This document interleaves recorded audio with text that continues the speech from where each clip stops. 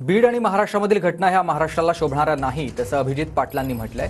मुख्य सूत्रधाराला कठोर कारवाई व्हावी, माढ्याचे आमदार अभिजित पाटील यांनी ही मागणी केली आहे।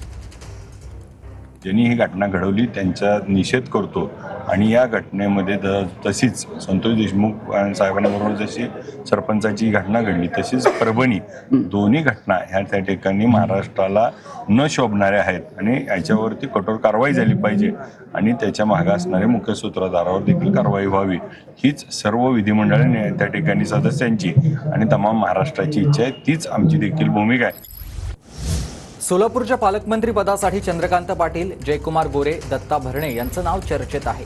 ज्याला पालकमंत्री पद मिळेल ते माझे मित्रच असतील असंही अभिजित पाटील म्हणाले।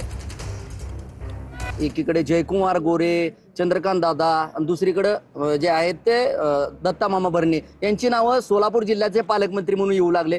तुम्हाला कोण वाटतंय बेटर कोण पालकमंत्री ठरेल? जे येतील ते माझे मित्र असतील। तिघापैकी कोणी? निधीसाठी अडचण येणार आहे कुठली?